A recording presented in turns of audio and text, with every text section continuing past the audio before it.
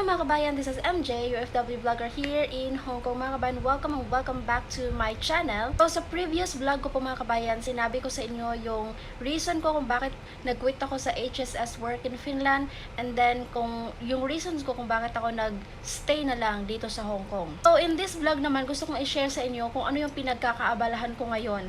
Kasi naisip ko na pag nag-decide ako na mag-quit sa HSS work in Finland, hindi naman pwede na parang back to zero ako na wala talaga akong backup plan. Or 'di ba, aside sa work, ay hindi naman pwede na wala din akong ibang pwedeng pagkakaabalahan kasi medyo mahaba-haba din naman yung free time ko dito. So priority pa rin yung work, pero na-share ko na to sa inyo na yung work ko talaga dito mga kabayan, hindi naman siya masyadong mabigat talaga. So parang katulad ngayon, ako yung mag-isang naiwan dito sa bahay. So even though maraming trabaho, pero nakakahanap rin ako ng time to do other things. For example, nung nag-aral ako sa HSS, alam naman ng mga amo ko na nag-aaral ako. Kaya, pag ako lang mag-isa sa bahay, nakakapag-aral naman ako kahit naman hindi whole module, pero nakakapag-aral pa rin ako at attend ako ng mga discussion. So naisip ko, may free time ako ngayon, so I need to do other things. Kailangan meron akong ibang gagawin. Hindi pwede na wala. So yun nga, before ako nag-decide na mag-quit sa HSS, so mga kabayan, yung pinagkakaabalahan ko ngayon ay eto, Dragonfly. So, itong Dragonfly is a broker dyan sa Pilipinas. So, dito tayo makabili ng stocks. So, mga kabayan, ayan nga, nagbili-bili na ako ng mga stocks. So, ito yung ginamit ko na Dragonfly account. It's because nung nalaman ko siya last year, napakadali lang niyang gamitin. Meron kasi silang apps, and doon sa apps na yon, nandun na lahat ng kailangan mo. Ang daling intindihin pa. Tapos, kung gusto mo i-check, you can check anytime. Pag gusto mong bumili ng mga shares, yun, pwede lahat. Napaka-convenient talaga niya. So mga kabayan, nag-start ako dito sa Dragonfly last year pa talaga. Around October. Ang una kong binili is MBT, Metrobank. Tapos, nasundan siya ng A-Rate. So, yung dalawa na yan yung last year ko na nabili.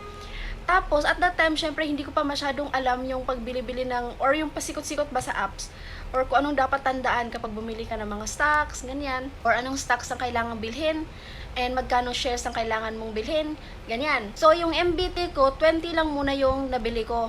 Medyo may kamahalan din kasi yung Metrobank na yan. Tapos, yung A-Rate, yung dalawang stocks na yan po ang nagbibigay pa sa akin ng dividend ngayon, this year.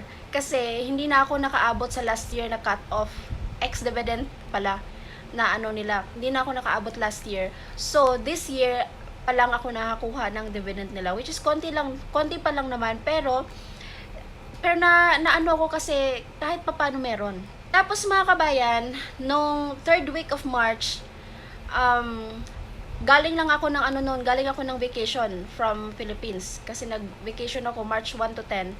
And then the 3rd week ng March, bumili ulit ako ng 3 pa na stocks.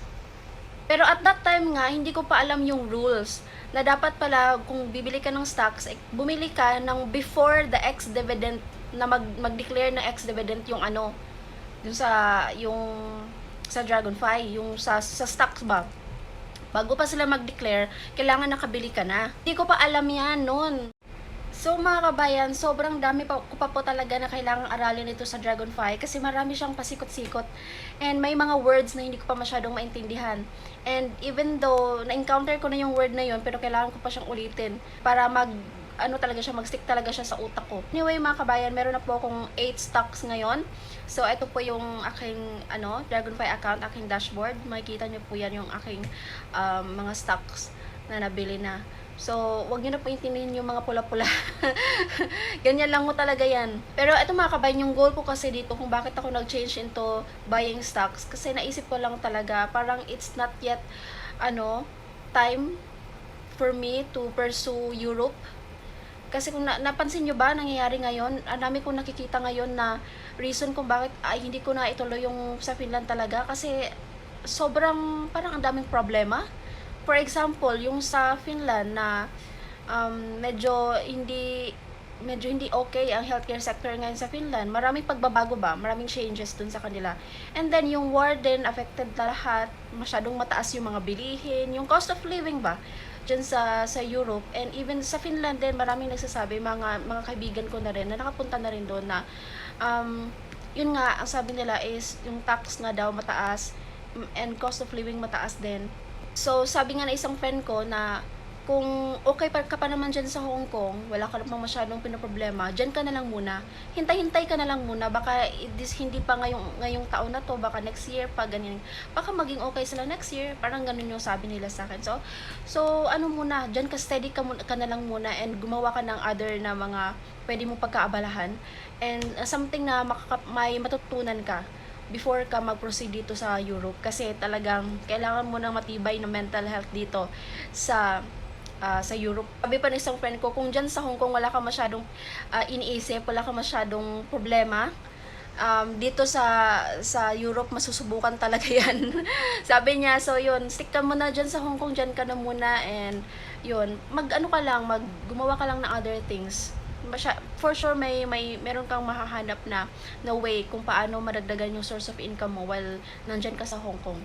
So, yun mga kabayan, yun yung sabi niya sa akin. So, kaya itong ginagawa ko ngayon, kaya ako nagtatry dito sa stock world. Kung paano bumili ng mga stocks, kung paano, ano ba yung mga shares na yan, kung dapat ba ilang shares ang bibilhin, ganyan.